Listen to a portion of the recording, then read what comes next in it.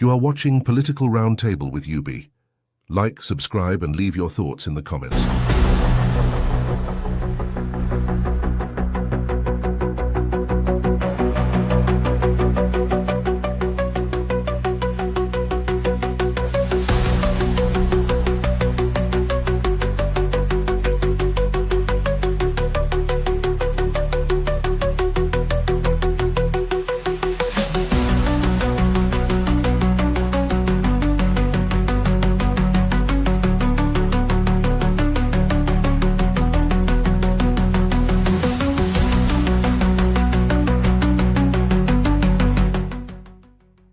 Thanks for staying with us. All right, let's turn our attention now to the new U.S. visa policy and how it affects Nigeria. The U.S. has imposed a partial travel ban on Nigerians and suspended entry for several visa categories. The new restrictions were published in a statement on White House website on Tuesday. The Donald Trump administration has imposed travel restrictions on Nigerians hoping to travel to the U.S., citing security concerns and difficulties in vetting nationals. The new restriction bars entry for Nigerians seeking to enter the U.S. as green card holders or on B1, B2, F, M, and J visas.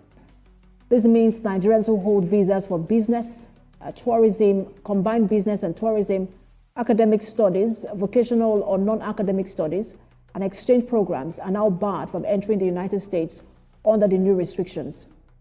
The U.S. raised the operations of radical Islamist groups in Nigeria and the persistent security crisis as some of the reasons for its decision.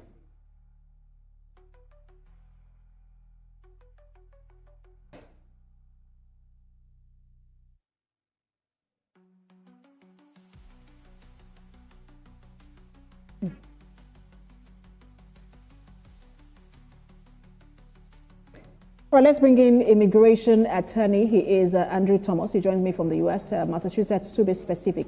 Good to have you join us. I seem to have had you, is it twice this week, on this issue of immigration policy or visa policy by President Trump. This is the latest one, and he's citing national security as the reason for this. I want to get your reaction before we move down specifically to Nigeria. I believe so. Thank you, Precious, for having me once again. But before I address your question, we need to make a correction. You mentioned that green card holders are affected. If you are a citizen of one of those countries and you are a green card holder, you can go and come as you please. If you're already admitted inside the United States, this proclamation doesn't affect you. And it also doesn't affect some parolees and waiver eligible applicants. For example, those who are applying for immigration benefits, apply for a parole to travel to Nigeria, for example, it doesn't affect them as long as they stay on the safe side and return before January 1st, 2026, when the proclamation takes effect. The president or the U.S. government decided to issue this proclamation under the guise of restricting entry based on identity verification issues, integrity of passports, and some other reasons. And the president derives his authority from two sources: Immigration and Nationality Act sections 212, section F, plus section 215, subsection A. It gives the president broad powers to suspend or restrict entry on any class of visa. And I understand the F, M, and J. A lot of people are confused on what all of this means. We know it has to do with academic study visas, exchange programs, business and tourism. But explain this to us and what it means and how the implication of this for people who are seeking these categories of visas. What it means is that even if you have a visa before January 1st, 2026, entry is not admitted, is not guaranteed. That's admission and inspection. That's what it's called. An officer of the Customs and Border Protection sees if you can be admitted. With this proclamation, you may not be admitted. So this affects generally new people who apply for visas who are from these 15 countries, including Nigeria. This affects people outside the U.S. seeking admission who already have a visa based on the B1, B2, F, M, and J. And the effects are going to be wide-ranging because the United States is hosting the World Cup, even though Nigeria may not have qualified. Nigeria supplies one of the highest numbers of foreign students to American colleges. That is also going to affect. So many people have ties to the United States by way of family, friends, and professional contacts. So I want to see how they will do this. But it's up to the Nigerian government and the governments involved to press because, in case you don't know, visa processing for US consulates is funded by those who apply for visas. The USCIS, the agency who administers immigration benefits in the United States, is wholly funded from fees people pay for petitions. They only get 4% of funding from the US Congress. So let's see how this is going to play out and how long they will be able to hold up with this proclamation, which is always up for review within 180 days or every 6 months, as the case may be. So this, I like that you mentioned the Nigerian government. I have a few minutes left and I want to speak to it because this is not the first time we're being included in some level of, some form of visa restriction or limitation. But as a government here in Nigeria, we've not seen the ability, to move the needle, whether by negotiation or by reciprocity. And I want to just ask you what you think the limitations are, the challenges are on the Nigerian side.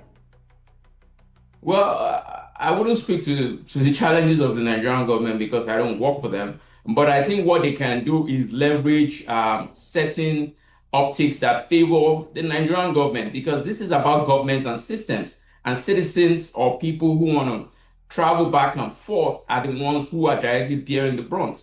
It's up to the Nigerian government to make sure that the processes are transparent and have as much integrity as possible. The case of having non-state actors being a reason for vetting, there's really no basis for that because practically there are non-state actors all parts of the world. So I don't see that as a basis to deny some countries from having their citizens move back and forth to the United States.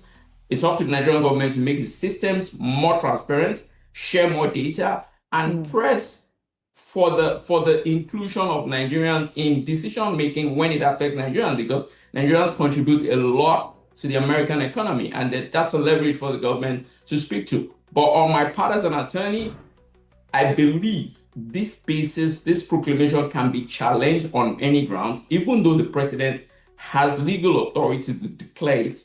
It can be challenged on how it is applied because it is an overbreadth. There are implementation errors. Why is it that there are about 26 African countries out of 39 countries? There are likely individual due process violations because it's a case-by-case basis. You can't just put a blanket ban because people overstay visas. And there are likely issues of improper denial or waivers because it is almost certain that when people show up, even before January 1st, they might still want to deny them entry, even though they have a valid parole to travel to see their family in Nigeria or in any of these countries affected. So on that basis, those four bases, this can be challenged in court. There's no doubt the president has authority and pretext to declare proclamation, but it's overbroad and it appears to have violated due process. So I wish we could talk about the overstay of visa, but my time is up because that's one of the major issues also highlighted in that document. Always a pleasure to have you on. A U.S. immigration attorney. Thank you, Precious. Andrew Thomas. All right, that's What Now. Remember, for the international stories we're monitoring, you can visit our website. United States of America has just updated their travel ban list. And what this means is that more countries have been added to the travel ban. Now, this is big because they also added a partial ban to many countries. And basically for the partial ban, what that means is that you cannot get a visa to come and study in America or to come travel here as a tourist. All of this goes into effect in January of 2026. So if you're looking to study in America next year and you come from one of these countries, then you would not be able to. Now, what I'm going to do is actually go through the list of all the countries that are banned. Afghanistan, Burkina Faso, Mali, Niger, South Sudan, Syria, Chad, Burma, Republic of the Congo, Equatorial Guinea, Eritrea, Haiti, Iran, Libya, Somalia, Sudan, Yemen. Now, the countries on the partial ban are Burundi, Cuba, Laos, Sierra Leone, Togo, Venezuela, Angola, Antigua, Benin, Cote d'Ivoire, Dominica, Gabon, the Gambia, Malawi, Mauritania, Nigeria, Senegal, Hey, shout out to Tanzania, you, Abby. Tonga, How you doing, Mama? Zambia, Zimbabwe. Welcome, What this guys. all means is that if you come from any one of these countries and you only have citizenship of that country and not dual citizenship in another country that's not banned, then unfortunately you won't be able to come and study in America next year because it'll be very hard for you to get a visa. Now, this is devastating news and it's going to be challenged in court, of course, but again, we just don't know what the outcome is going to look like. So what I would say to my community is I'd still encourage you to be applying to universities in America just in case they lift the travel bans. Now, I will keep you guys updated on any changes. So do make sure that you're following my page so that you stay updated with the most important immigration news. The United States of America has just updated their travel ban list. And what this means is that more countries have been added to the travel ban. Now, this is big because they also added a partial ban to many countries. And basically for the partial ban, what that means is that you cannot get a visa to come and study in America or to come travel here as a tourist. Now, all of this goes into effect in January of 2026. So if you're looking to study in America next year and you come from one of these countries, then you would not be able to. Now, what I'm going to do is actually go through the list of all the countries that are banned. Afghanistan, Burkina Faso, Mali, Niger, South Sudan, Syria, Chad, Burma, Republic of the Congo, Equatorial Guinea, Eritrea, Haiti, Iran, Libya, Somalia, Sudan, Yemen. Now, the countries on the partial ban are Burundi, Cuba, Laos, Sierra Leone, Togo, Venezuela, Angola, Antigua, Benin, Cote d'Ivoire, Dominica, Gabon, the Gambia, Malawi, Mauritania, Nigeria, Senegal, Tanzania, Tonga, Zambia, Zimbabwe. What this all means is that if you come from any one of these countries and you only have citizenship of that country and not dual citizenship in another country that's not banned, then unfortunately you won't be able to come and study in America next year because it'll be very hard for you to get a visa. Now, this is devastating news and it's going to be challenged in court, of course, but again, we just don't know what the outcome is going to look like. So what I would say to my community is I'd still encourage you to be applying to universities in America just in case they lift the travel bans. Now, I will keep you guys updated on any changes. So do make sure that you're following my page so that you stay updated with the most important immigration news.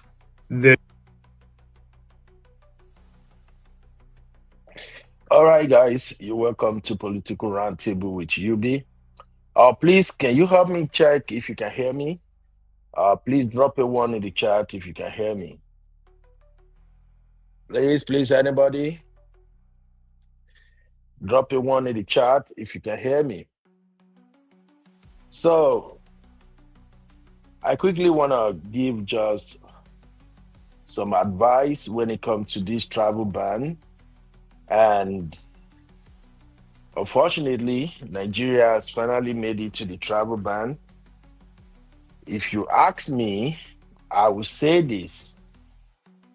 Whatever you do right now as Nigerians, I will advise against applying for any of the visa categories that the US has banned Nigeria for. Don't waste your money.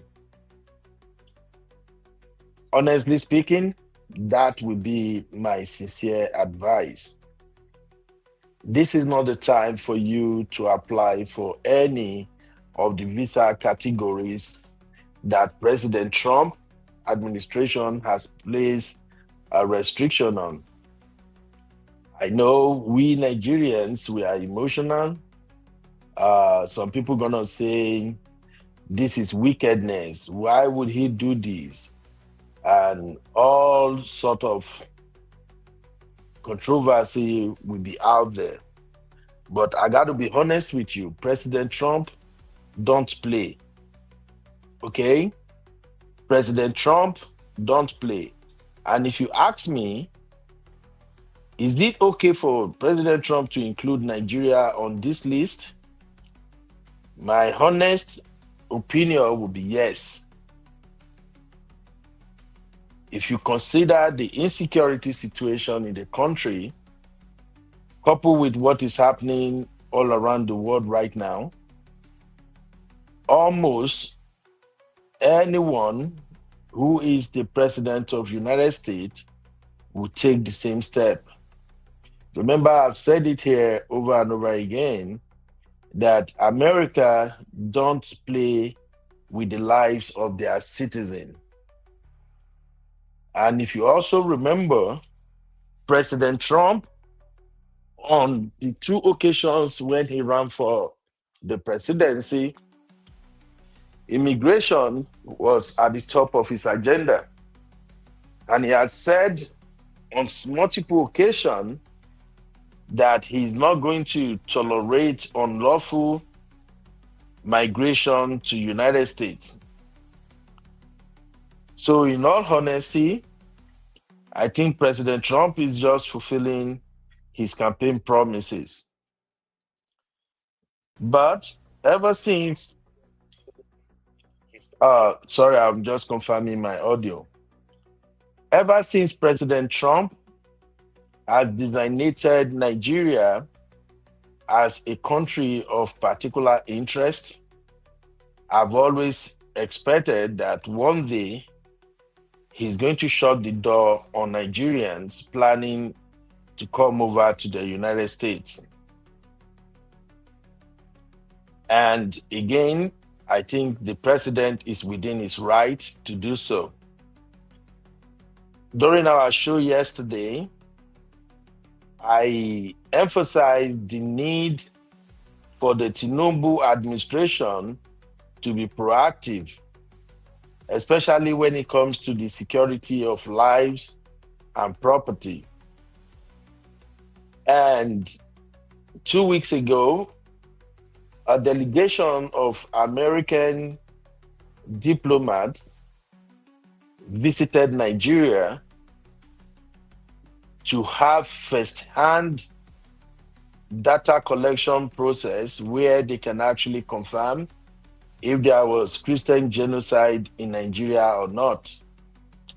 And as soon as Rep. Limor came back to the United States, he appeared on Fox News and made it clear that they are going to give their report to President Trump. So I knew it. I know this is coming. If you are monitoring events in the United States, more Nigerians are finding themselves in ICE custody. And unfortunately, even people with green cards, they are being picked up. As soon as they got stopped by the immigration, by the ICE, law enforcement handles the immigration service. Once they ask for your Social Security and they can confirm that there are any issue at all on your record, there is no other way you're going to walk away from them. You will end up in ICE custody. There was this incident that was trending last week. A Nigerian guy who was here on student visa was stopped by ICE, and while they were trying to verify his status, one of the ICE officers got into his vehicle. His girlfriend, that happens to be an African-American lady, drove off and another ICE officer jumped into the front seat. So while the chase was on, the lady drove straight to the police department, and as soon as they got there, they were hoping, because the city was considered one of the sanctuary cities, they were hoping that the police officers could actually rescue them from the ICE. But unfortunately, the ICE were operating on federal authority. So there was nothing the police can do. Now, both the Nigerian dude and his girlfriend, they are cooling their asses in jail. So this visa ban is real. I'll say that again.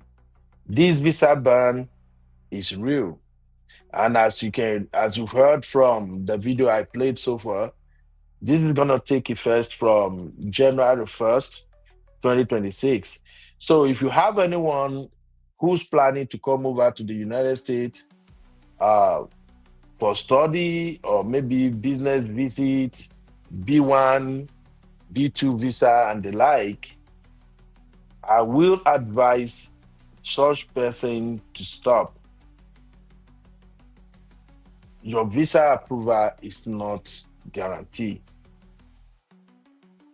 Well, it's painful, it's disappointing, but again, I can't blame America for taking these steps. If you are familiar with what's going on the internet, you would have learned that this week there was some shooting in Australia, and even right here in the United States, about 3 weeks ago, some U.S. Reserve Army officers were shot. So this step from President Donald Trump is necessary. Let me know what you think in the comments. I'm going to play the video again, especially for those who are Nigerians and Africans who might not have a full understanding of what is happening. So take a listen once again. tvcnews.tv. You can also follow us on our social media handles. One Facebook. Shout out to you, Sister Yinka. How you doing, ma? Mr. Yinka says, Nigeria had it coming. This is sad. This is how actions of others affect the lot. I absolutely agree with you, my sister. I agree with you. Young Famous said, that is good. What is good about this, brother? Just like Sister Yinka said, I got to be candid with you. Like Sister Yinka said, a lot of innocent people are being affected by the action of the few. Basically, those who engage in insecurity and banditry in Nigeria, they are not even guys who will come to the United States on the norm. I have not seen as many Northerners in America like the rest of the people in the other parts of the country. But it is what it is. If Americans said, we don't want you in our country, there is nothing you can do about it. Now, let's get some things straight, though. The people who are going to be affected by this restriction are those who are applying for visas, not those who are already here. And maybe the few people who might be so unlucky and got affected could be those who visa just got approved and they haven't traveled yet. So if they embark on the journey, as soon as they hop into the flight, once they get to the port of entry, it becomes a 50-50, okay? So while I'm saying all this, is for us to know that we are such living in a dangerous time right now that calls for prayers. If you have family and friends in the United States, please pray for them. They need your prayer right now. Many people are scared, especially those on green cards and visitation visas. A lot of them are scared. So please pray for them, especially if you know you depend on people living in America for your means of livelihood back home. I think this is now the time for you to embark on 40 days fasting and prayer. Shout out to you, Uncle Patrick. You're welcome, sir. Uncle Patrick say, "You be real fam." Is it real? The report of Riley Moore was shocking with what he saw. PBAD need to do something about insecurity. Honestly speaking, I think PBAT is trying, but it's coming a little bit late now. The damage has been done already.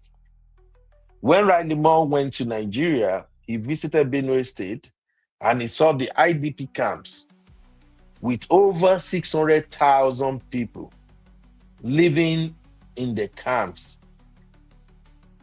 And he visited some clergymen also, I think except for Bishop Kuka.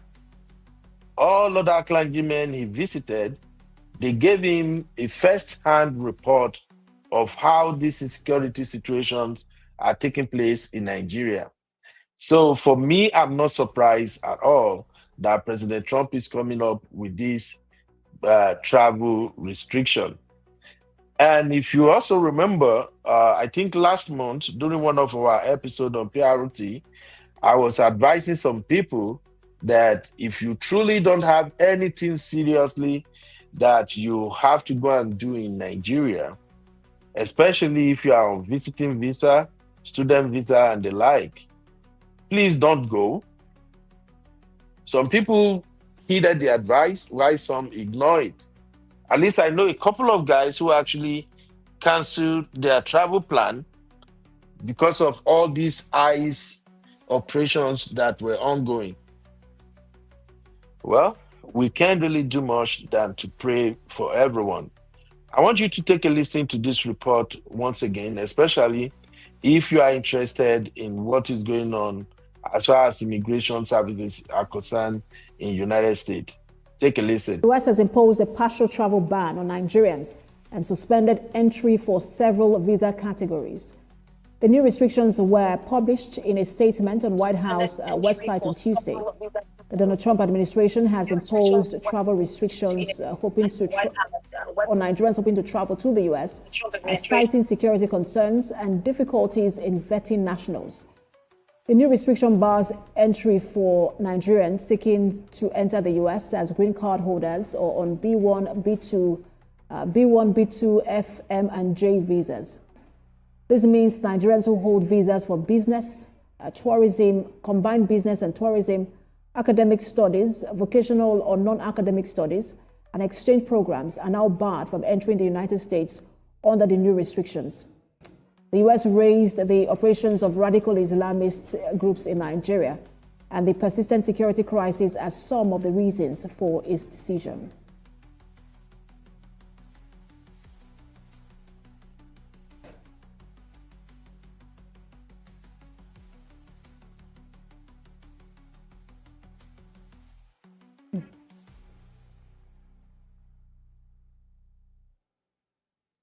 All right, let's bring in immigration attorney. He is Andrew Thomas. He joins me from the U.S., Massachusetts, to be specific. Good to have you join us. I seem to have had you, is it twice this week, on this issue of immigration policy or visa policy by President Trump. This is the latest one, and he's citing national security as a reason for this. I want to get your reaction before we move down specifically to Nigeria. I believe so. Thank you, Precious, for having me once again. But before I address your question, we need to make a correction. You mentioned that green card holders are affected. If you are a citizen of one of those countries and you are a green card holder, you can go and come as you please. If you're already admitted inside the United States, this proclamation doesn't affect you. And it also doesn't affect some parolees and waiver eligible applicants. For example, those who are applying for immigration benefits, apply for a parole to travel to Nigeria, for example, it doesn't affect them as long as they stay on the safe side and return before January 1st, 2026, when the proclamation takes effect. The Right, president or the US government decided to issue this proclamation under the guise of restricting entry based on identity verification issues, integrity of passports, and some other reasons. And the president derives his authority from two sources: Immigration and Nationality Act sections 212, section F plus section 215, subsection A. It gives the president broad powers to suspend or restrict entry on any class of visa. And I understand the F, M, and J. A lot of people are confused on what all of this means. We know it has to do with academic study visas, exchange programs, business and tourism. But explain this to us and what it means and how the implication of this for people who are seeking these categories of visas. What it means is that even if you have a visa before January 1st, 2026, entry is not admitted, is not guaranteed. That's admission and inspection. That's what it's called. An officer of the Customs and Border Protection sees if you can be admitted. With this proclamation, you may not be admitted. So this affects generally new people who apply for visas who are from these 15 countries, including Nigeria. This affects people outside the US seeking admission who already have a visa based on the B1, B2, F, M, and J. And the effects are going to be wide-ranging because the United States is hosting the World Cup, even though Nigeria may not have qualified. Nigeria supplies one of the highest numbers of foreign students to American colleges. That is also going to affect. So many people have ties to the United States by way of family, friends, and professional contacts. So I want to see how they will do this. But it's up to the Nigerian government and the governments involved to press, because in case you don't know, visa processing for US consulates is funded by those who apply for visas. The USCIS, the agency who administers immigration benefits in the United States, is wholly funded from fees people pay for petitions. They only get 4% of funding from the US Congress. So let's see how this is going to play out and how long they will be able to hold up with this proclamation, which is always up for review within 180 days or every 6 months, as the case may be. So this, I like that you mentioned the Nigerian government. I have a few minutes left and I want to speak to it because this is not the first time we're being included in some level of, some form of visa restriction or limitation. But as a government here in Nigeria, we've not seen the ability, to move the needle, whether by negotiation or by reciprocity. And I want to ask you what you think the limitations are, the challenges are on the Nigerian side. Well, I wouldn't speak to the challenges of the Nigerian government because I don't work for them. But I think what they can do is leverage certain optics that favor the Nigerian government, because this is about governments and systems, and citizens or people who want to travel back and forth are the ones who are directly bearing the brunt. It's up to the Nigerian government to make sure that the processes are transparent and have as much integrity as possible. The case of having non-state actors being a reason for vetting, there's really no basis for that, because practically there are non-state actors all parts of the world. So I don't see that as a basis to deny some countries from having their citizens move back and forth to the United States. It's up to the Nigerian government to make the systems more transparent, share more data, and press for the inclusion of Nigerians in decision making when it affects Nigerians, because Nigerians contribute a lot to the American economy, and that's a leverage for the government to speak to. But on my part as an attorney, I believe this proclamation can be challenged on any grounds. Even though the president has legal authority to declare it, it can be challenged on how it is applied, because it is an overbreadth. There are implementation errors. Why is it that there are about 26 African countries out of 39 countries? There are likely individual due process violations, because it's a case-by-case basis. You can't just put a blanket ban because people overstay visas. And there are likely issues of improper denial or waivers, because it is almost certain that when people show up, even before January 1st, they might still want to deny them entry, even though they have a valid parole to travel to see their family in Nigeria or in any of these countries affected. So on that basis, those four bases, this can be challenged in court. There's no doubt the president has authority and pretext to declare proclamation, but it's overbroad and it appears to violate due process.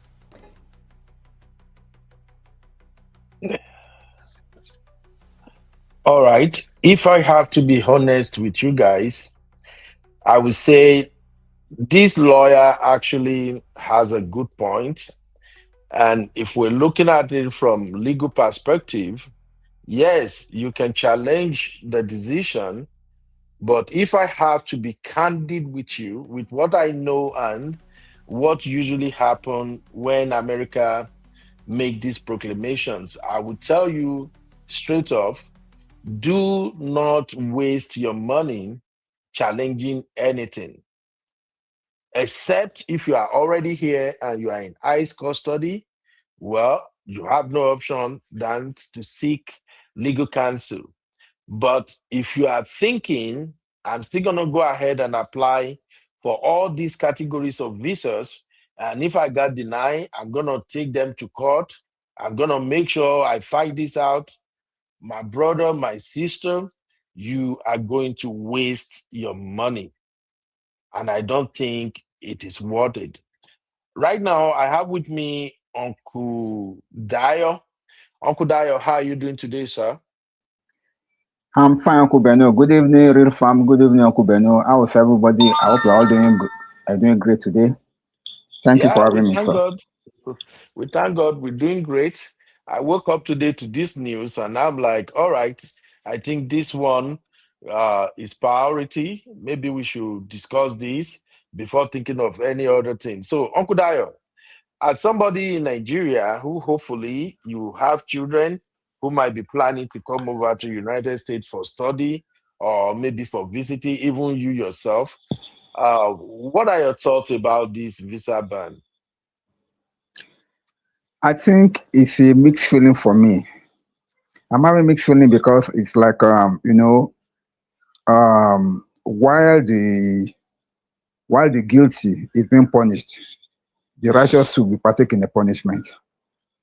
Because as it is now, you cannot blame the United States government for putting a restriction on Nigeria and some countries in Africa as per the visa entry. At the same time, also, they have the right to protect their country and to decide on who they allow or not to enter into their country. But we as Nigerians, in this process now, some of genuine Nigerians that have legitimate businesses or that need to go back or that need to do something in America states may be denied that opportunity. It will cost some people a lot. Some people will lose money, and some people will have to forgo so many things that they have already achieved. So that's why it's a mixed feeling for me. The purpose um, is not being overlooked. At the same time, we have to also consider the implications on the people of the country as well. And according to Riley Moore and according to what you have said so far, the situation of this country presently is not really palatable, so to say, because we are the author of what is happening to us now. We are the one that created this problem for ourselves because we have failed to check our insecurity nature for so many years now. And this now spiraling back to affect us as a country, and it does not really speak well for us because it's going to affect people's businesses, people that have businesses both in Nigeria and in the United States, people that have their new things to do, students that are schooling, that are going back and forth. I pray they will not be turned back. So all these things really matters. And these are the issues that is really bothering me. So whatever it is, we are where we are. We have to weather the storm. Thank you. Thank you for that take, Uncle Dio. Basically, if I have the power to have placed visa restriction on Nigerians, I would rather say President Trump should have targeted the politicians and their family. Frankly speaking, The Nigerians who are going to be affected by this has nothing to do with the insecurity situation in the country. The politicians are the one who ignore their responsibilities and rather focus on all these shenanigans and other non-relevant um, administrative responsibilities that they are supposed to be discharging in Nigeria. They are the one who send their children, their wife, their family, and themselves to the United States in order to avoid their responsibilities. So I think President Trump should have taken this one step further by placing visa ban on all Nigerian politicians, honestly speaking, because I don't think innocent Nigerians who are just seeking greener pastures or just want to better themselves should be the one to pay for all the nonsensical shit that is going down in Nigeria. That's just like my own opinion. Anyway, let's take our first poll. The poll we have right now is: do you think Trump is right to restrict Nigerians' visas? If you think Trump is right to have taken this decision, drop a 1 in the chat. If you think, oh no, I don't think this is right, this is like injustice on Nigerian immigrants, drop a 2 in the chat. And if you think, well, I'm undecided, I think it may be right, it may be wrong, drop a 3. Let's cast this vote real quick, please, everybody. And while we're doing that, I'm going to read some comments. Shout out to you, Auntie Grace. Auntie Grace is in the building. My sister, Ronke said, how did Trump go from helping save Christians in the country to banning everyone, regardless of the need for the visa? Good question. Good question. Now, if I have to address that, I will say this based on my knowledge as an American, that American lives matters. And American do not support or embrace or have any sympathy for Islamic jihadists. And for the longest, we've had this insecurity situation in Nigeria, going by the activities of the Boko Haram, ISWAP, Fulani headsmen, and the number of people who have lost their lives in Nigeria. Remember, last month, a couple of countries put out travel warnings, and Nigeria topped the list of the countries that they actually want their citizens from traveling to. And by the time the US delegates visited Nigeria, I think what they saw on ground was shocking to them. And I've said this before, with all due respect to President Donald Trump, I don't think President Trump has any love for Nigerians. But at the same time, if President Trump felt that the killing of Christians in Nigeria is concerning and designated Nigeria as a country of particular interest, I think I support President Trump on that one 100%. Now, the onus is on Nigerian government to do the right thing. Let's look at ourselves in the mirror. The onus is on the President Tinubu administration to do the right thing. Why should we have this high rate of insecurity in Nigeria? Why does it sound like Nigerian lives don't matter? And like I've said on multiple occasions, if you were not affected by the insecurity, everything will seem okay to you. If neither your brother, your sister, or your relative, your friends are victims of this senseless unaliving in Nigeria, you can look at it and say, well, all is fine. I've also said this before, that if you live in cities like Lagos, states like Lagos, Abuja, Port Harcourt, and maybe some of the well-secured states in Nigeria, it's just going to seems like, oh, nothing is really happening, it's just news. All these killings and kidnapping will just amount to statistics to you. But if anybody has a relation who had become a victim or fall as a victim to all this insecurity situation in Nigeria, then you're gonna realize that this is an epidemic. Something has to be done. So for me, my sister, I think President Trump is justified in his decision. All right, let me take the poll real quick. If you are still watching, our first poll for today is: do you think Trump is right to restrict Nigerians' visas? So Uncle Dayo said two. Uncle Dayo said no, really. Ronke says injustice with capital letters. Joe Ben said 3. You are undecided. Kenneth, what's up, Kenneth? Kenneth said 2. No. Antigua said undecided. Ayodele, how are you doing today? Ayodele, they said, you have said it all. He should have banned all the politicians in Nigeria, including Bat. Seriously, my brother, I think that should have been the right call. The innocent Nigerians are not supposed to be the one to pay for this nonsense. The politicians, I tell you this and I'll say it again, as soon as the politicians are feeling the heat from international communities, as soon as their children are being denied admission into high league universities in Western world, they will begin to look inward. But look at them in the Senate. Check the House of Rep in Nigeria. These guys don't even promote any bill that seems they are serious about the situation in the country. So for me, this is more or less like innocent people paying for the sins of the elites, honestly speaking.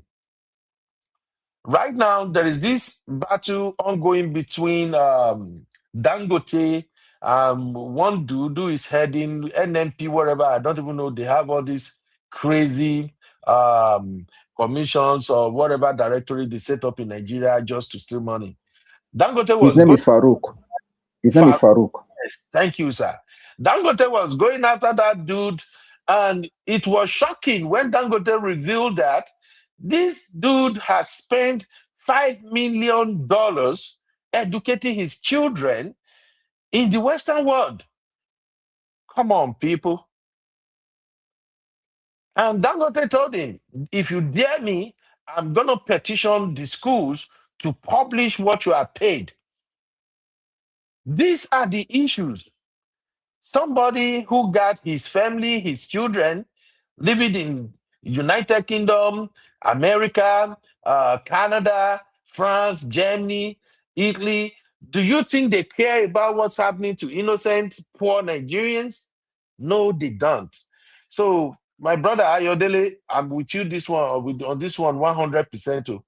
I think the wrong people are the ones who are going to suffer for these consequences of all the nonsensical practices ongoing in Nigeria. Shout out to you, my lovely sister, Honey Babe. How are you doing today? Yemi said, this is best for Nigeria at this time. If Nigeria is handling its affairs correctly, the ban on Nigeria would not matter. Absolutely. And if you remember on our show yesterday, I told you guys that, look, nobody can fix Nigeria for us. When I was talking about President Tinubu and this MOU they signed with France, I think we addressed that yesterday, Okudayo and I. My take was, we don't need no foreign people, foreign body, foreign government to come and solve our problem for us. We have the human capital, we have the expertise to handle our businesses. And to the Western world, if you have to run to them every time you're having problems, they won't just take you seriously. They just feel like you don't know what you're doing.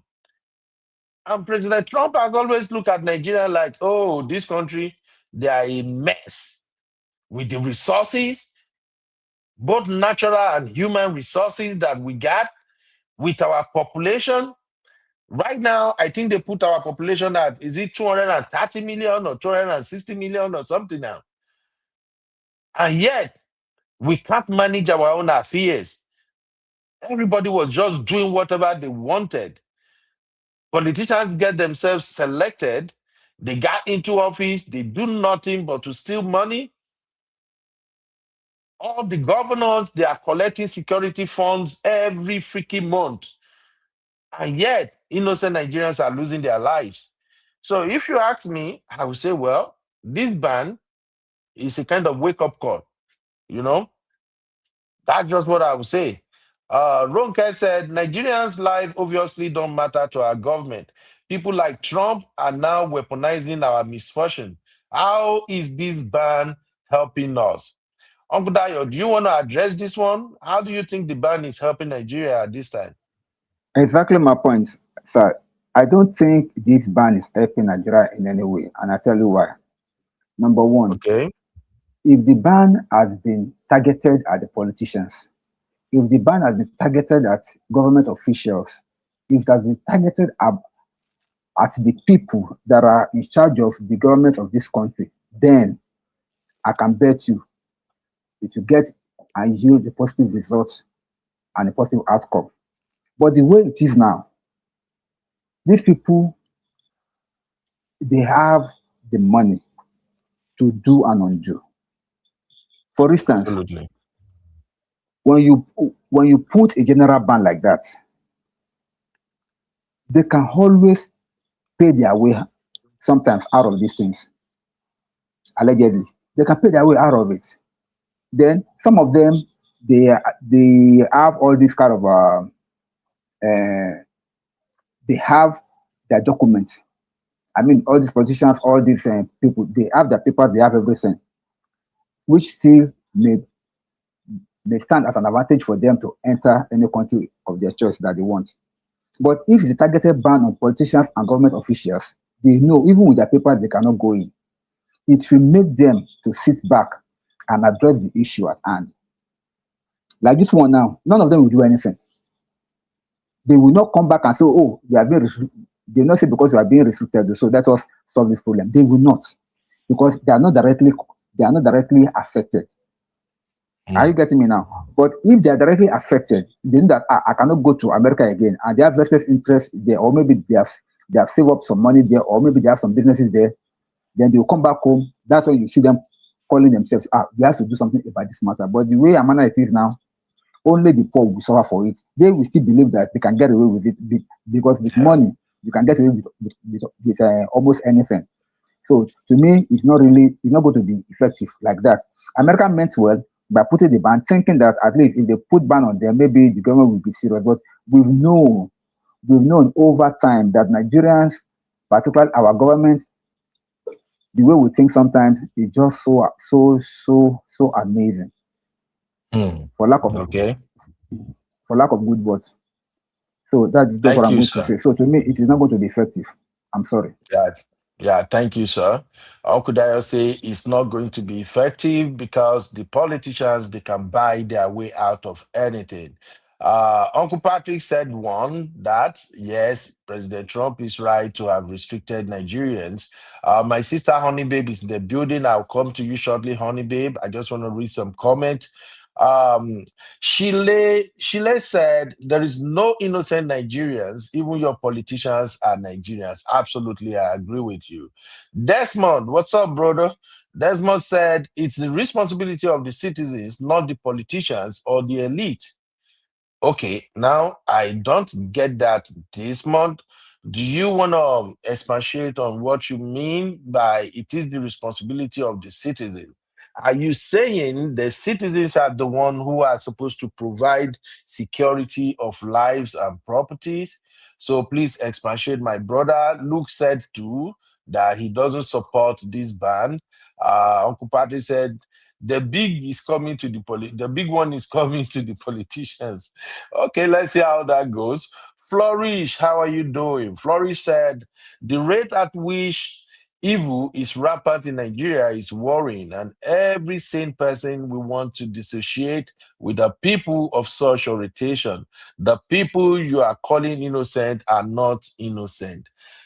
Well, when I said the innocent Nigerians are the one bearing the brunt, I'm talking about these visa restriction and bans, not about the character of Nigerians in Nigeria. I know Nigerians are part of the problem, but when it comes to insecurity that led to this ban, I think we can put that squarely at the feet of the politicians. Okay? Luke said Farouk na guy, man. That Farouk, eh? Okay, Luke also say he has resigned already and PBAT has sent names to the Senate for another appointment. Oh, so now that Dangote is on his ass, he quickly resigned. Oh, that's going to be interesting. I think I'm going to have to do a short recap on his ass. I knew it. I knew Dangote was going to take that guy to the cleaners. And they don't want to mess with Dangote anyway because he probably have a file on almost all of them. For Uncle Dangote to Ben, have, yes, sir. see, this particular incident, I pray that it continues to like happen. You know, you made mention of some, you played the video yesterday of Pastor, hey, I've forgotten this man's name, and he made an example of Moses. You know, that if God wants to deliver people, that he's not going to use people from the low dredge in society. It's going to bring somebody from the palace to come and deliver people that are in poverty. Now, if Dangote is the one that is now exposing another multi-millionaire in the country to be fraudulent, we have hundreds and thousands of them that are like this Farouk. Their salary and everything is not up to the amount that they are spending. We know where they're getting all this money from. It's from stolen funds, and they're not hiding it. Okay. So Dangote just pick only one of them, and the one that he picked to like expose, maybe because that one crosses his path, or maybe because he has kind of dealings with that one that does not go well, or maybe he wanted to prove a point. We don't know. But the thing is that there are hundreds and thousands of them. If they can keep on exposing themselves like this, and they are resigning, I think over time our system can be overhauled, and Nigeria may be clean again. But I wish this continue. Thank you, sir. Okay. Honey Babe, if you can help me reply to these comments. Flourish said, because the masses are the same people who help politicians in rigging election, and this user, I don't get your name, he said, my friend, I'm from South Asia and Christian. We deserve to be banned. We are good for nothing. When our own people are not going to help, how can you expect USA or Europe to help? Honey Babe, over to you, my lovely sister. What do you make of the situation as regarding these visa bans? I personally agree, as much as it's unfortunate, as much as maybe it shouldn't be the case. I think I agree with Uncle Patrick that it's much needed, because I think this is a wake-up call for all of us as Nigerians. And I do believe in the mindset that, you know, we are the people, in the sense that the people that are in power, they're Nigerians. And I said this over and over again, that unfortunately, in recent times, being a Nigerian is seen as a negative because of our character, our mindset, and the way we behave. The average Nigerian, if he was elected into power, would do exactly the same thing as Honey Babe. Honey so Babe, are you saying because of our criminal tendencies? Allegedly. It's not allegedly, it's the case. The average Nigerian, and I'm saying this from my experience, and I'm not saying everyone, the average Nigerian doesn't even enter the country legally. You have many people that overstay. You have many people that use fraudulent paperwork to come to the US, to come to Canada, to come to wherever. So if there is a lot, and I'm not saying everybody, but let's call a spade a spade. We don't do things properly. The example was that that guy that was was in jail for trying to do human trafficking. When I was speaking to people, A lot of Nigerians said they would do the same thing if their child was in You the mean Ekwerimadu? I don't know if that's the guy His that's in name jail is now. Ekwerimadu, the Yeah, Nigerian senator. Yeah. yeah. All So the right. problem we have is that the average Nigerian doesn't see anything wrong with what this man did. In that, oh, the child was, he's the child. In the UK, regardless of your age, if you're vulnerable or you've been manipulated, we will be on the side of the victim. The average Nigerian doesn't believe that way is a victim because they would do the same thing. What does that tell you about the morality of the average Nigerian? That the morality is not bad. So for me, it's a wake-up call for all of us Nigerians to understand that, you know what, we need to be angry. If we're being targeted like this because of our leaders, why are we not angry? Why are we saying that we are done with this government? And I say this in seriously, look what happened in Burkina Faso. There was a coup to overturn the government because the country and the people had enough. Why are Nigerians not angry? So this is a wake-up call to every Nigerian. Don't be angry with America because from the very beginning, America doesn't care about, or Trump doesn't care about Nigerians. It's just the optics of pretending that he cares for Christians. He has now shown his true colors. So those people that were saying, oh, Trump should come, what are you saying now? Because he obviously doesn't care, because the same people that he's saying he wants to save are the same people he's stopping from coming to the US. So I think the issue is that Nigerians need to be angry and go and face the government. Maybe you need to protest. Maybe there needs to be a coup, allegedly. Maybe that's not what needs to happen for things to change. So I don't think it's the case where it should just be that they should just ban the politicians. It should be every Nigerian. Be pissed off, be angry enough to say, we are tired of this government, and try and do something about it, because other countries have done it. I'm not going to mention names, I've mentioned one name, but that's my mindset. We are all Nigerians, so it shouldn't be a case of just politicians, because these same politicians were ordinary. These same politicians were ordinary Nigerians before they got elected, and I guarantee you, any Nigerian that will come to power will do exactly the same thing. Since 60 something, tell me one Nigerian president has done anything in Nigeria. Every single one. Selfish. Every single one doesn't give a damn about the population. So that tells you about the mindset of us as Nigerians. And it's a hard pill to swallow, but we need to be honest that us as a people, we need to change our mindset. Us as a people, we need to solve our problems. Trump is not your savior. We, the people, have to deal with it. And as I said, by any means necessary. And I say this with a good passion, by any means necessary, because this is getting out of hand. Nigeria has become a country that my mother does not recognize. And she's 74. I was never born, I was never raised, but I just personally think that this is a wake-up call for every Nigerian. Be angry. Protest, do whatever you need to do by any means necessary so that there has to be change. Thank you, honey babe. I kind of agree with your submission, but right now, with the current politicians we have and with the president we have, some of those recommendations is not attainable in Nigeria. For instance, the Tinubu administration don't even want to hear protests. They don't. Any protest, their effort is always to squash it. But let's keep it moving. Burkina Faso had a coup. You said there was a coup in Burkina Faso. Was that there?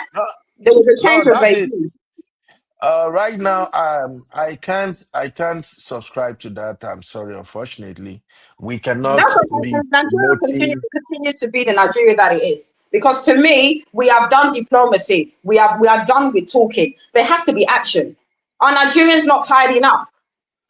No problem, honey babe. I think we are getting there anyway. Hopefully, January 1st is around the corner. by the time the Tinubu administration moved the so-called tax, whatever you call it, his new tax policy, by the time they begin to implement it in January, before the end of 2026, I think Nigerians will know if they have to fight for themselves or not. So we're gonna get there somehow. Let me take this comment real quick from my brother Yemi. Shout out to my brother Chucky. Chucky, come and rescue your country. Oh. They say your people no go fit come US again.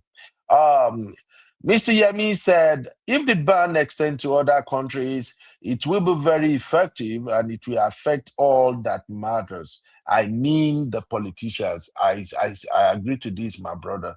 My baby sister, lovely sweet sister, Bilba, how you doing, mama? You're welcome.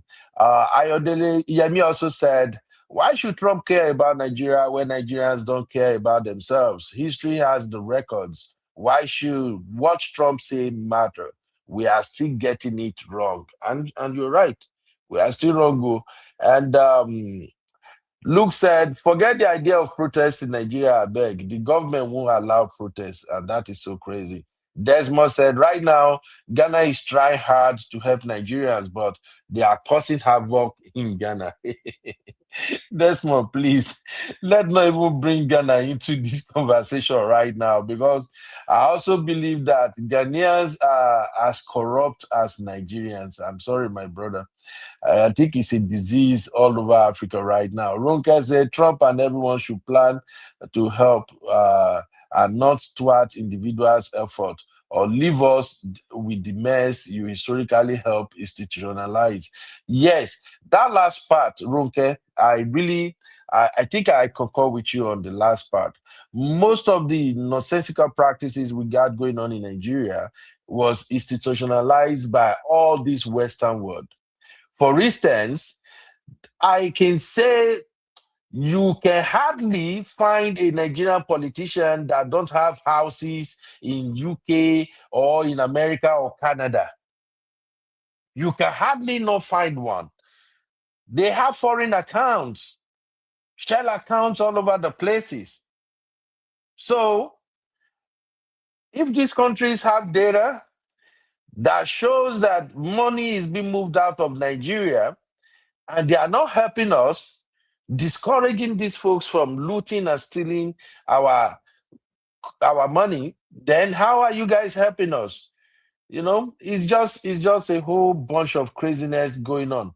Anyway, I wish we had a lot of time to dive into this today, but there's no much time, and I just wanted to use the last 10 minutes of this show to cover Tinubu tax implementation and the challenges that comes with it. But we may not do that today again.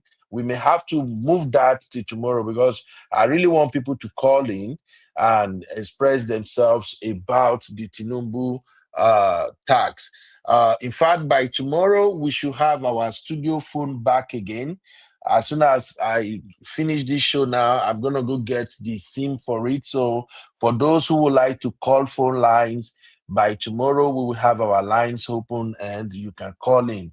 Auntie Grace said, Tinubu doesn't need to want to hear it, but our people should do something and see where that takes us. The question is, who can do something when the military, the police are all in their pockets? That's the problem. Uncle Uncle Dayo. Beno, can I say Yes, sir. something? Because I want to quickly balance something, okay? Sometimes Okay. people that are not present with us in Nigeria, they don't really grasp the gravity of the situation that we are in the country.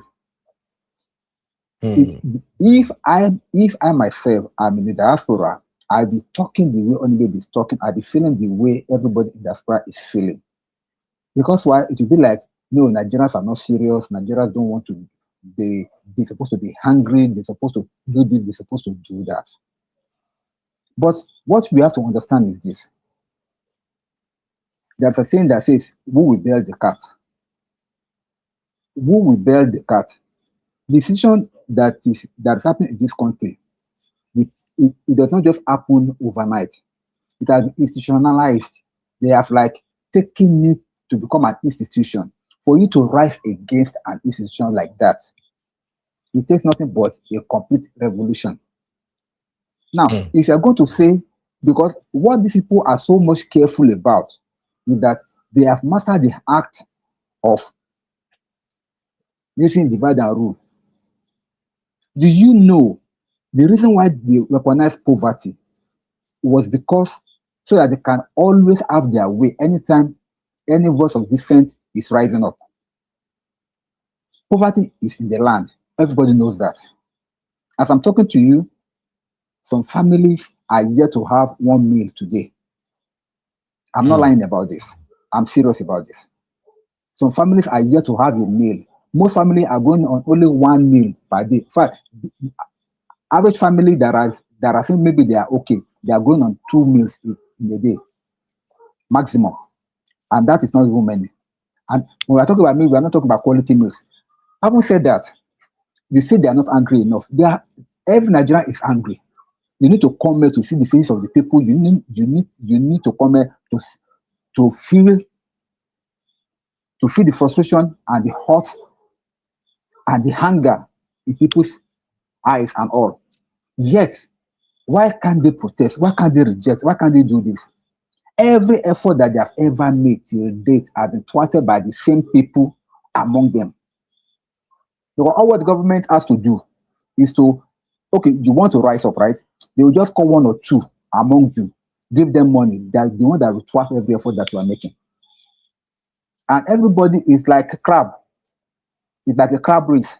You put crab in a basket and you leave it open. None of them will come out because they pull each other down. It's the crab mentality. Everybody wants to come out of poverty, no matter how. They don't mind selling their family to be able to come out of that poverty. The government should just pick up somebody and say, okay, they are giving you 10 million naira. What is happening? What are you people planning to do? You want to go and sabotage it. They will gladly do it for 10 million naira. It is sellout that has made nothing to work so far in Nigeria. It's not because Nigerians are not angry. There are some people that are hungry, and there are some people that are, even though they are angry, if they have an opportunity to make money out of all this evil, they will make it and they will run away. So that will, so that leads us nowhere. That's why we are where we are till today. The only thing that I know, allegedly, which may not even happen, because as I'm talking to you now, if you notice, the whole of Nigerian security forces have been reorganized over and over and over again. And they have the people at the end of their affairs, people that are loyal to them, which is good because every government is supposed to have people that are loyal to you at the end of your affairs. I'm not saying it's not possible, but if you're going to compare us with this Burkina Faso and Co., I don't think there is much similarity between us and them. Because Nigeria is much more vast in our own way. Thank you. Yeah. Thank you, Uncle Dio. My time is running out now. I'm just going to make a couple of announcements and then I'll play one last video. Then I will have my final take from my 2 panelists today. Of course, these are real fam and they are always my co-hosts too. Chucky said, are we as Nigerians tired of talking? Nigeria is way beyond repairable. I don't think so, Chucky. We can still fix this country. Sam more crazy. That's a funny handle. What's up, Sam? How you doing? Sam said Africans should build their countries and stop traveling racist white countries. Well, we are all racist somehow, my brother, but I got your point. We should build our countries as Africans. I think it's Uncle Dayo. That's why Nigeria cannot be helped. Then I get this one coming from Seth Joseph. Joseph said, Nigerians, your problems are becoming a brother, don't do me like this now. Joseph said, Nigerians, your problems are becoming a disturbance to the rest of the region. Your citizens are escaping into neighboring country, yet they are not well, no matter what you say. The laws in Ghana works. Okay, Joseph, I got you, my brother. Musa Tolulope, how you dey, Tolu? Tolu say, Uncle B, Omoyale Sowore is trying his best on the revolution, but we all need to come out and vote this regime out. The problem is, as you can see already, the APC-led government has spent almost 2 years now trying to make sure they got 2027 in their pocket. I pray God help us. Oh, may God help us. Oh, hey. Sister Yinku said, Achoki, I agree with you. Nigeria is over. Sister Yinka, I rebuke it. I rebuke it. Nigeria is not over in Jesus' name. Hey, my was 7 days fasting and prayer. I'm gonna fast and pray for Nigeria. I still love my country, y'all. Okay, guys. One of the announcements I want to make is that I've seen several people have told me that I should be doing this political roundtable on TikTok too, but I've been running away from TikTok because I no get energy. Those people on TikTok, they're on another level. I no get strength.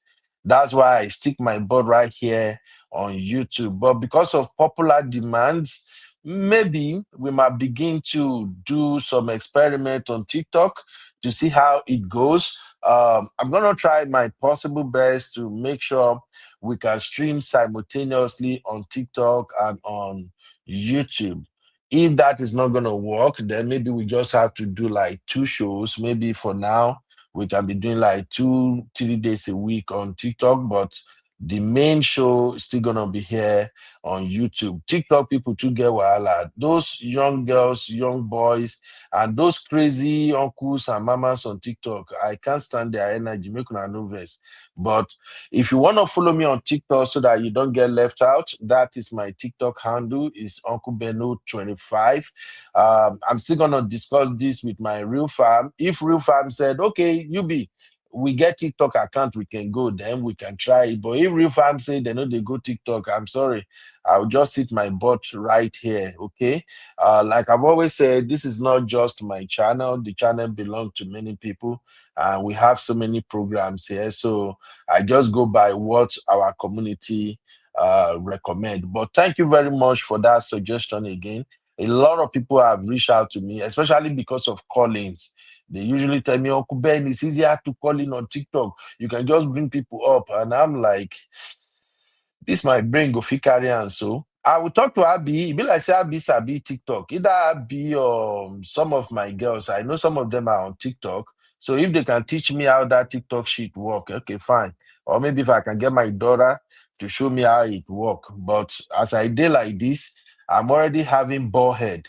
I don't want anything to stress me again. Maybe the small hair will remain around my head, no go come out finish. All right. Okay. As we are rounding up right now, I wanted to play this report from Farid on I think CNN. Who know him?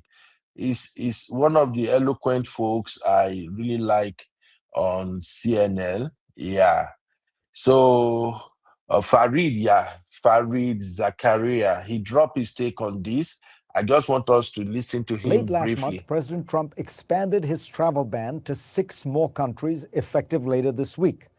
The new countries include Kyrgyzstan, Myanmar, and 4 African nations. One of those is the continent's largest economy and its most populous country, Nigeria.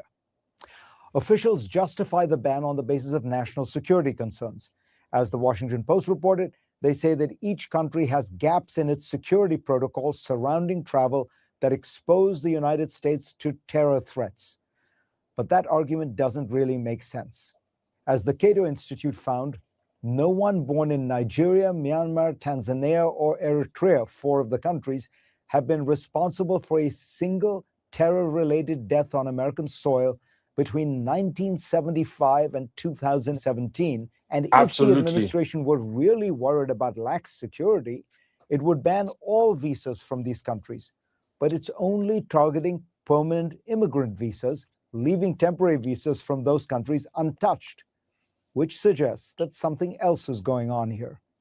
Last year, when Trump unveiled a new immigration plan, White House aides told the Washington Post that Trump wanted high-skilled, well-educated, English-speaking immigrants who could assimilate easily and give back to the country.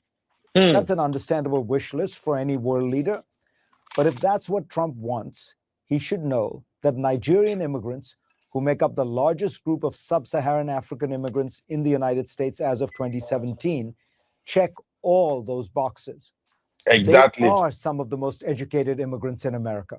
According to the Migration Policy Institute, 59% of Nigerian immigrants aged 25 or older in the US hold at least a bachelor's degree. That is nearly double the proportion for Americans born in the US. It is also more than the proportion for immigrants from South Korea, China, Can you please, Britain, and Germany. And Nigeria. Guys, please, can you give Nigerians their flowers? That's why I said I always love listening to Farid, okay? Can you give Nigerians their flowers? And in case you don't know, the reason why I'm playing this report right now is because Farid is actually touching on a very vital aspect of this Trump ban. Trump have always said he wanted educated immigrants. He wants those who can speak English, those who can assimilate easily into the American system. And yet, when you talk about all the other immigrant groups in this country, Nigeria is at the top. Education, science and technology, name it. Healthcare, name it. We are at the top. And I can tell you this for free. Any Nigerian that is coming over to the United States are already educated. We are all educated. Yes, maybe some of us may not speak the American accent and bunch of that. But when it comes to our skill set, we delivers. So that's why I am playing this Farid clip right now for people to know that, okay, what exactly is going on here? Nigerian had never been on the list of anybody who committed all these attacks in America. We never did. Nigerians are known to be hardworking and they contribute to the economy. We pay our taxes, we go to our job, we deliver, and we are good citizens of this country. So I just wanted to highlight this so people can also put this one into perspective. So thank you everybody that give Nigeria their flowers. We deserve it. And if you're wondering, hey dude, why are you saying that? I'm a Nigerian anytime, any day. And I love my country, America also. But I still can't say, oh, let me forget about Nigeria. I'm still proud of my Nigeria anytime, any day. If not because my kids are still young, I'm supposed to be in Nigeria right now, rocking Dirty December. But anyway, let's listen to the rest of the report. Immigrants tend to work high-skilled jobs. 54% of them are in largely white-collar positions in management, business, science, and the arts, compared to just 39% of people born in the U.S. That means, of course, they have significant spending power.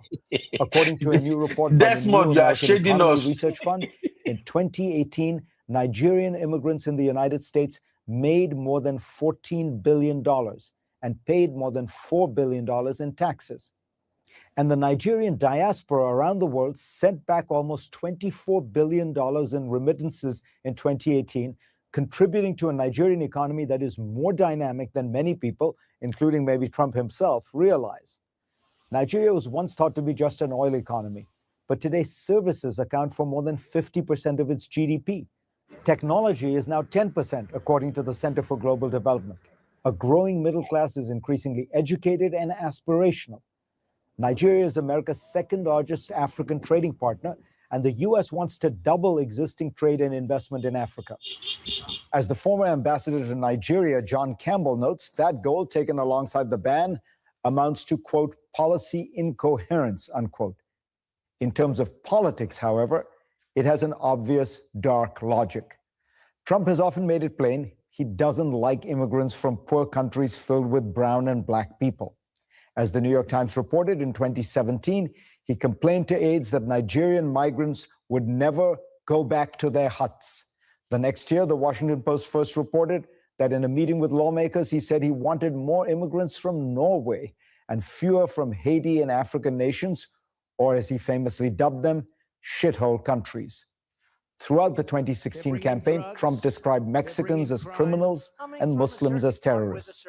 The Nigeria travel ban reminds us, I suppose, that Donald John Trump is back on the campaign trail.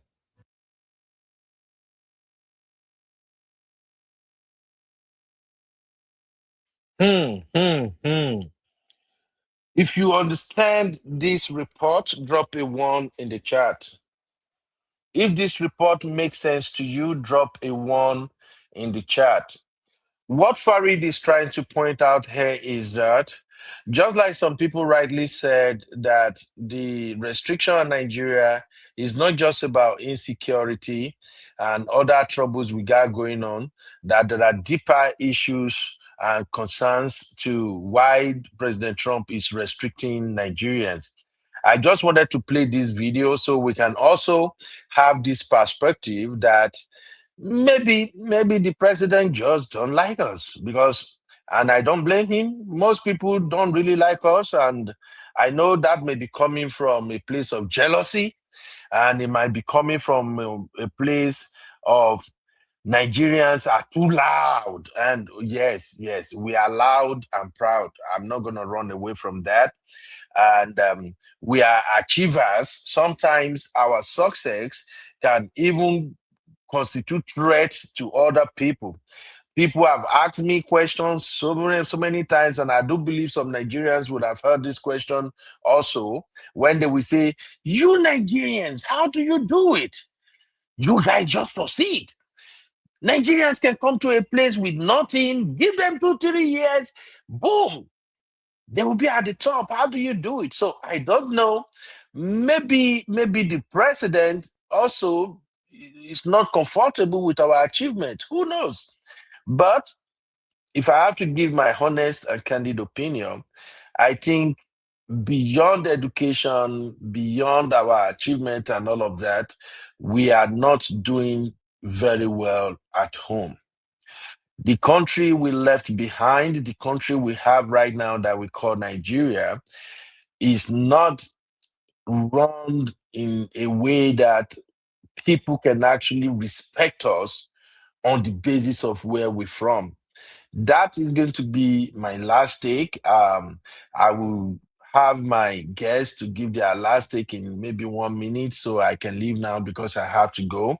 And then I will read your comment and we'll call it a day. Honey Babe, my lovely sister, what's your final take, sis? Nigerians. When you are tired, yeah. Hold on, Honey Babe. Why did you sound like a politician who is on the campaign trail right now? He said, Nigerians. Yeah. Yeah. All I'm going to say is, like, Nigerians, when you are tired, I mean, I hear what Pappy is saying, but I just think there's the time for talking is done. And I understand that, the fear of protesting. It's got to a stage, yeah, where there has to be action. And for me, I'm all about any means necessary. And I still believe, if necessary, there might have to be a revolution. There might have to be a coup. Because how long is this going to go on? I mean, independence in the 60s, and in 2025, we're still at a situation where Nigeria is going backwards. You got Asian countries, you got loads of other countries that are surpassing us, and they don't even have oil. The education, the expertise, the Nigerian tenacity, it doesn't make sense why it's all a waste because we have bad government. And I'm going to say this, and I only reference this because it's something that came to my mind when Pappy was actually talking. And I know that it's like I'm comparing apples to oranges. I get it. But the point I'm trying to make is that there was a time where the South Korean president, I think he wanted to do some type of, I can't remember what it's called, comment section, please tell me. But he tried to do some type of executive order. I don't know what it is, military something or whatever. The South Koreans all came out. They were climbing over the presidential gates. This man now is no longer the president of South Korea. So I'm just trying to make an example is that people came together, and I know that South Korea, in terms of the population, is much, much smaller. Yes, it's an Asian country, totally different way of being, governed. But the point I'm making is that everybody came together, and people were rocking down to the president's, wherever, building, and they were climbing over the gates, protesting. The guy was scared. Within, I don't know what it is in South Korea, but the equivalent of the Senate or whatever it is, they had to literally run and basically hold like a session in secret because there was military everywhere, and they rescindicated the order. They got the military to arrest the South Korean president. That is power, because it's the people coming together. And that's the problem I have, that we don't have that unity. Yes, the military is there, but if you got 200 million Nigerians, for God's sake, if every Nigerian in Nigeria came together, that's power. Do you understand what I'm saying, UB? And I think that's where the problem is. If our attitude is, and people can say to me, yes, I'm not based in Nigeria, I get it. But I know what I'm doing in the UK. I know what I'm doing. I've said many, many times, I did a politics degree. I'm doing so many things at the moment. And right now, I'm actually being persuaded to become a councillor in my local area. That's me making a difference where I'm based. And what I'm trying to say, that for me, every Nigerian, 200 million Nigerians need to say enough is enough. We're tired, and come together. Because I've just given you one example. There's another Asian country that basically, I don't know, I can't remember the country, but I know it's in the news, and maybe Mama Five mentioned it, but there was another Asian country, something similar, and they came together. That guy is that person or president or whatever is no longer in power. So there's power when we all come together. And I just believe that Nigerians, enough is enough. And when I say I'm angry, when I say, are you angry? Yes, you should be angry, but you need to do something with that anger. Because the excuse that there's poverty, I get it. There's poverty not just in Nigeria. Don't get me wrong, but it's the time of talking is over. That's what I'm going to say. Oh, yes. Thank you, honey babe. I can feel your energy. Everybody can feel your energy right there. But my brother Kene, shout out to you. But like Kene is saying right now, Data boys have propaganda machine support from Aso Rock. The coming together will take a minute. And for those who don't understand what Kene is saying, this current administration have people they paid to spread propaganda online. Like the show we're having right now, some of them I've been watching right now, some of them I get to see the show later. When you read their comments, you will know these are data boys because they are thinking from their asses. So anytime you try to mobilize, to protest, or to have collective demands and stuff like that, these data boys will be the one to thwart the effort.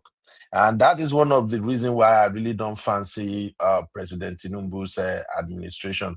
He's so afraid of protest.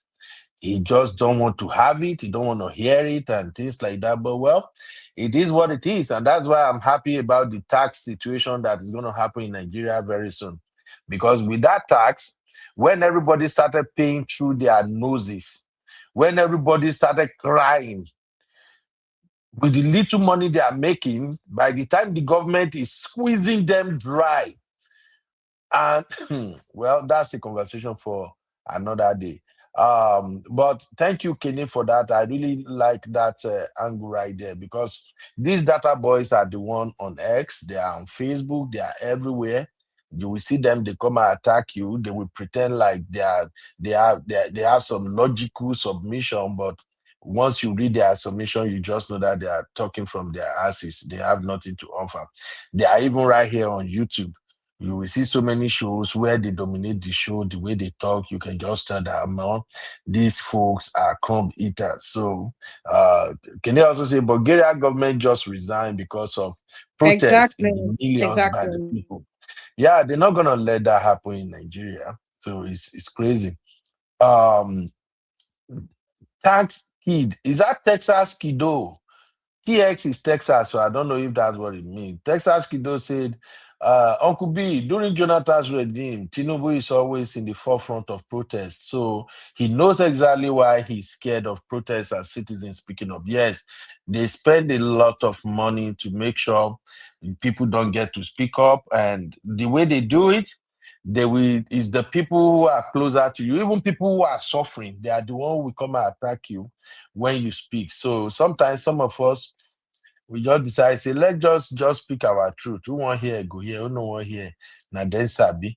All right. Uncle Dayo, what is your final take, sir? Because I got to go. Uncle Dayo. Thank you, Uncle Beno. Thank you. I was just trying to answer my brother at Shoki because he said something about Nigeria not being powerful again. And I'm trying to tell him that, yes, we are no longer powerful. However, but we are still the greatest economic potential in the country. Because even now, despite our situation now as Nigerians, we are still the greatest economy because even now we are discovering new mineral almost on a daily basis in Nigeria. Minerals that we don't know that we had before. And that unfortunately is one of the reasons why we are having insecurity is a part of the country, because they are just discovering minerals almost all over the country. So when we are talking about economic potential, we are still the greatest in Africa. But if you are talking in terms of power, then I can tell you that we have lost our power, we have lost our focus, we have lost our stance. No doubt about that. But we are still the greatest economy. Now, my last take is that whatever it is, let the whole world, if at all they will do something to help Nigeria, let them do something that will be directed mostly at the government. I tell you, we are over 200 million people in this country, and about 65% are still living below poverty level in this country. So what are we talking about? You cannot expect people that are hungry, that are trying to survive, that are barely living, to be the one to go out and fight. They can easily be compromised. Hunger is a weapon. Poverty is a weapon. They can easily be compromised. Yes, hunger is supposed to make you angry. Hunger is supposed to make you bitter. I know we may get to that stage in our lives whereby people say, if I die, I die. I mean, if I pie, I pie. Let me go and do what is right. But for now, no, the things are not yet working yet. But we know, and I believe that eventually we shall get there. As the whole world is waiting for Nigeria to rise up, as the whole world is waiting for us in Nigeria to do the right thing, to take back our country, we will surely get there one day. And when we do, and Nigeria rise up again, Africa will rise again. That's my take. Thank you.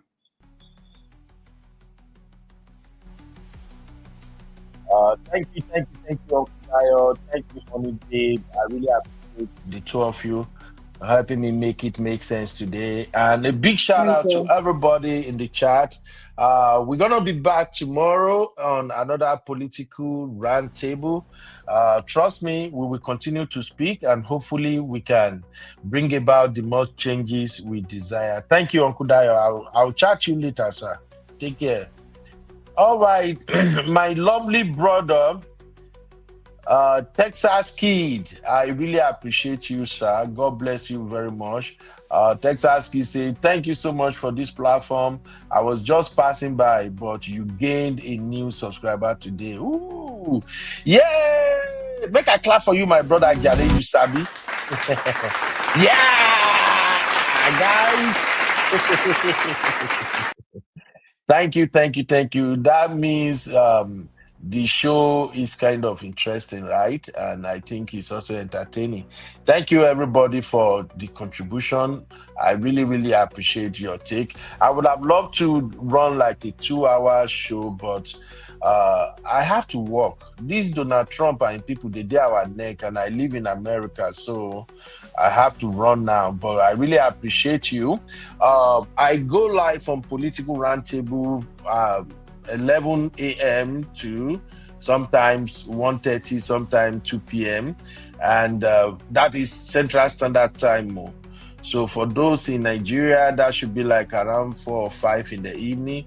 And those in the UK should be like around 4 or 5 also. So you can join us as we dissect some of the issues bothering we Nigerians and the rest of Africa. Hey, BB Crane, how you doing? BB Crane said, I believe until they use these new tax reforms to squeeze. I'm sorry. I don't know. I just kind of find a lot of people who shared my sentiment today. Bibi, it seems you shared my sentiment, bro. Bibi said, I believe until they use this new tax reform to squeeze out the nonchalant attitude from some Nigerians before a revolution will take place. I swear, I'm so happy about the tax this, because I know, say, when they collect your money where you work hard for, and they are not providing nothing, you will be forced to ask them questions, just the way they do in the other part of the world. So thank you, Bibi, for that. I love that. God bless you. Tashnot, how are you doing, beautiful sister? Tashnot said, the world is not waiting for Africa to rise. They've left Nigeria behind. It's so unfortunate, my sister. It's looking like that. Individually, we are doing perfectly okay. I mean, not all of us, especially me, a lot of people in Nigeria are not doing okay, but at least to some extent, individually, Nigerians are doing okay. But when it comes to us as a country, oh, I'm so sorry to say we are a mess. Stainless, how are you doing, Stainless ladies? Stainless says, some of us have been paying tax for years already. We said that here on this show, Stainless.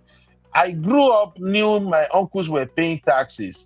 And I know I have a lot of friends back in Nigeria, neighbors, who work for government and some good corporation. They also pay taxes.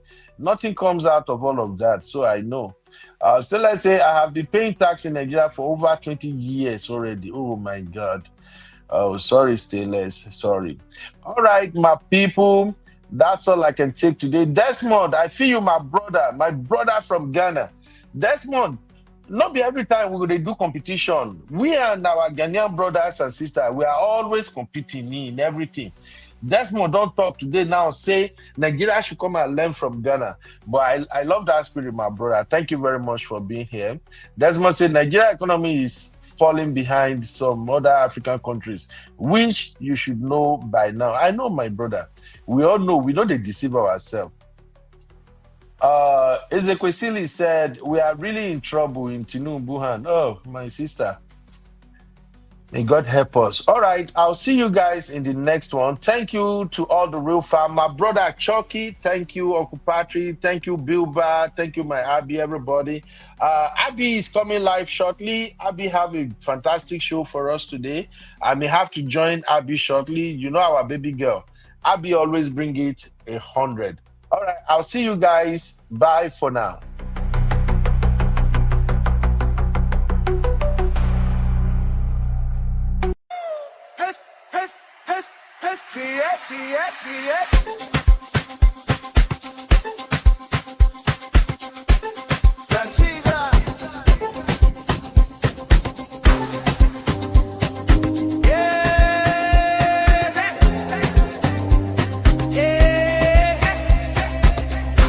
UBMC, we rise. Learn the skills, yeah, we go online. Uncle Ben will show the way we shine. Create your dream, build your life. UBMC, it's our time. UBMC, it's our time. UBMC, it's our time. UBMC, it's our time.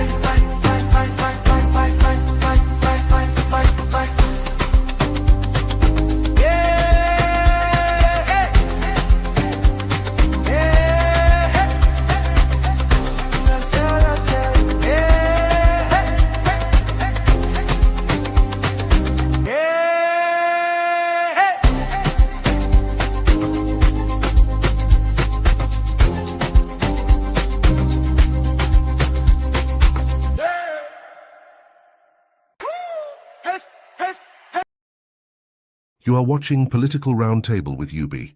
Like, subscribe, and leave your thoughts in the comments.